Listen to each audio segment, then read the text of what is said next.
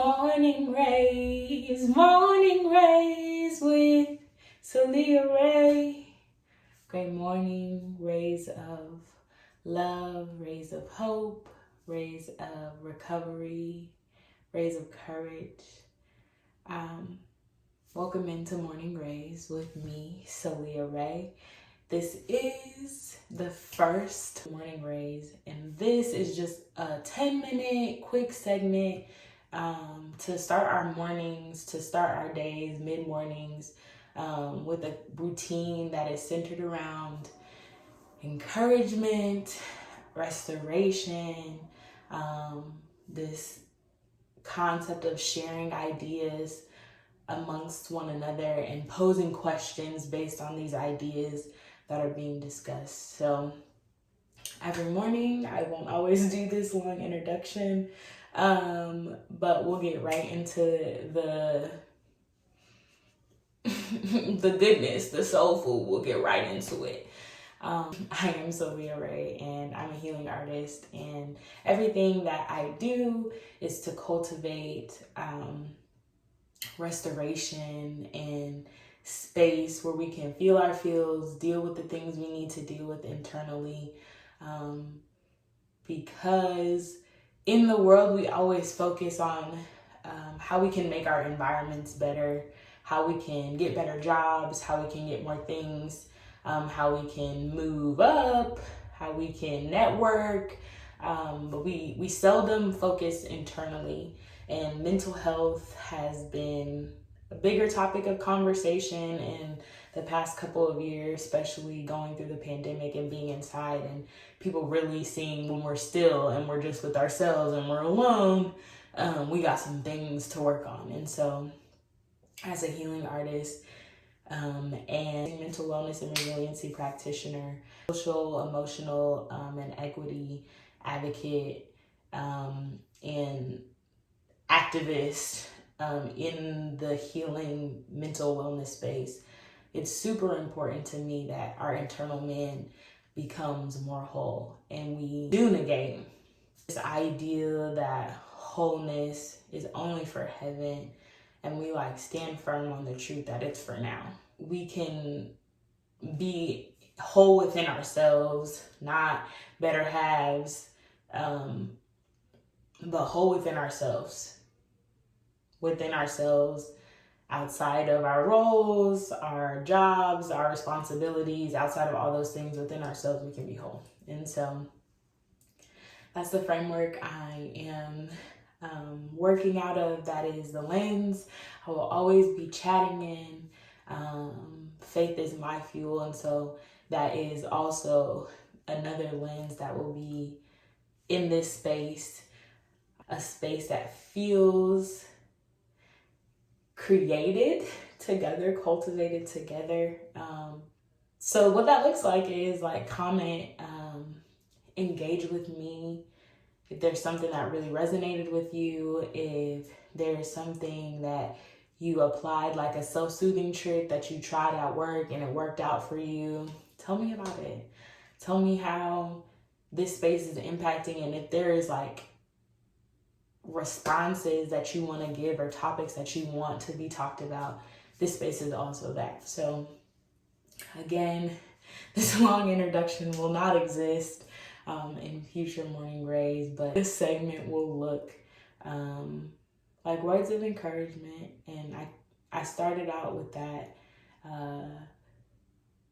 You are rays of love, you are rays of hope, you are rays of joy and rays of peace and laughter. And it's so important that we get our internal selves together so that we can actively be those things, right? Uniquely, our sphere of impact, the circle, our intimate circles that we have direct impact on, look to us as examples of these things, or what these things should be like.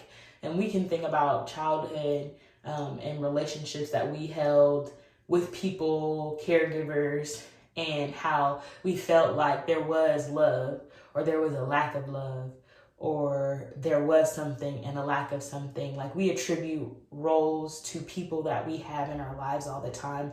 And so it's so important that we are together internally and really vertically, so that we are able to be good and I don't like the word productive, to be good reflections of these things. So again, you are rays of love in your circle of impact and influence.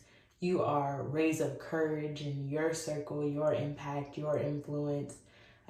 You are rays of restoration. You doing this internal work gives folks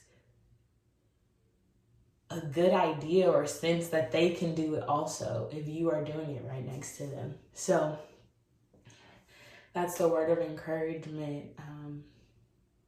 this morning.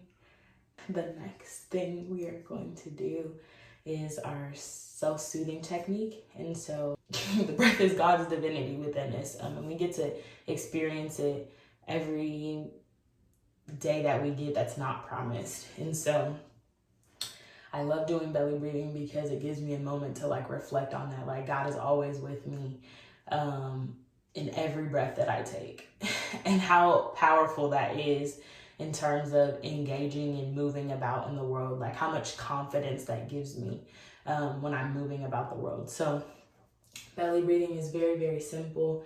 You need to inhale for twice as long as you exhale. I'm backing up a little bit so you can see me a little bit better. I'm gonna put my hands on my stomach, and then I'm gonna inhale, and you should see my stomach expand because I'm taking air in. So inhale, and then exhale. Your stomach should flatten like a pancake. I hope you guys can kind of see it. Inhale, exhale. So now we're going to begin counting. So inhale for 3. 1, 2, 3. Exhale. 2, 3, 4, 5, 6. Inhale. 1, 2, 3. Exhale. 2, 3, 4, 5, 6. Again. Inhale. 1, 2, 3. Exhale. 2, 3, 4, 5, 6. Continue to deeply breathe during the rest of this morning's raise. I didn't say this earlier, but it is January 1st, 2022. It's the new year, and the newness of weeks, of months, of even days give us like this sense of like a fresh start. And we should live day by day with this same mentality of reflection that we do going in from the year to the year. We should live each day with the same amount of like passion and desire to be dynamic and be flexible and change and pivot if we need to. And so who do we want to be for this next season, really? I know for me, I want to be more disciplined and devoted to doing things that I know I have to do, and not allowing desires that I may have, indulging in them, like not allowing those things to deter me from what I'm supposed to do.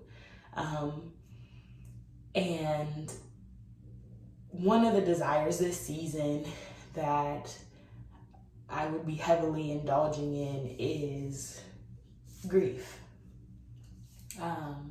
This season, as we all have experienced over the last few years, there's been a tremendous amount of loss of life, of systemic veils, just job loss, financial loss, like identity loss in many, many ways. And this past year, I experienced the physical loss of the patriarch of our family, my father, my grandfather more specifically, but I was his caregiver during this last season, and now transitioning into this place of like, what do I do next now that that is not what I'm doing? And grief is a very, very like powerful emotion for me, in the fact that the depression will immediately jump on my back. And the way that I deal and cope with depressive episodes and stuff is very maladaptive, and it's not in line with where I'm going. And so I am building up the discipline, and doing these videos every day is building up the discipline to do what has to be done and just be devoted to what has to be done. And not in an unhealthy way. I sit down when I need to. You have to find balance. And I've been reading C.S. Lewis, and he talks about this idea of knowing just the right amount to do and nothing more. Like, with everything, that's what balance is to me, is figuring out what is just enough to do and do nothing more. I've been doing the work to be able to do that, and so I'm not concerned about not allowing myself to grieve and rest. I am more concerned about doing it, about overindulging in it. Again, it's the New Year's. We have resolutions. I don't like using resolutions because we don't want to perpetuate the idea that the new year brings newness that is not attached with anything else. There are character flaws and different things that internally I struggle with, everybody struggles with, right? That are still attached to a lot of seasons. Like, I may have cut off this person because it's 2022, but if I really didn't learn what I needed to learn from that person or that relationship, best believe a new person I meet in 2022, we still gonna have that same contention. That's still something that we're gonna have to work through. And it's not about the person, it's really about the thing. Like, whatever thing you need to work through, that's the thing that you're gonna keep facing until you work through it. And so when we do that, we don't give ourselves a lot of grace. And when we don't give ourselves enough grace, and set realistic expectations for ourselves of what can be accomplished based on where we are and what real progress measures look like, we fall into this trap of now March through maybe the summer when we're getting teed up to be hot girls and all this stuff, and like are passionate about something in a season, could be anything, until that happens again, we're in this depressive state, like, oh, I have not accomplished anything, like I'm a failure, all this stuff. And that's not the case. And so as you are like just thinking about who you're gonna be in this next season, in this next year, like set realistic goals for yourself, set real progress measures based on where you are and like where you would ideally want to go, and give yourself grace when it's necessary, right? Don't overindulge, like I was talking about earlier. Don't cut yourself slack, but if you are trying your best, you are doing your best, give yourself grace to prevent that negative self-talk of building up this concept of, oh, I'm failing, until the next thing that I'm passionate pops up. Oh, I'm failing, I'm not enough, I'm not worthy, until this next point of opportunity pops up. Don't allow yourself to get there by perpetuating or holding on to the idea that on January 1st, 2022, something all changed. We need to build the discipline of being reflective and dynamic before 365 days, before 31 days, before 7 days. We need to really do it day to day. Be reflective and dynamic, willing to pivot if we are wrong. That was the morning Raez, y'all. I am Soulliaa Rae. I hope that you will turn on your post notifications, you will subscribe, you will tap in with me, and we can really cultivate this space to be something beautiful together this season. Enjoy y'all's rest of the holiday and the New Year's with your loved ones. Be safe. Keep yourself protected. Take your vitamins. Visit your primary care physician if that's what you need to do. Like, keep yourself healthy and well, physically, but really like internally. See you guys tomorrow.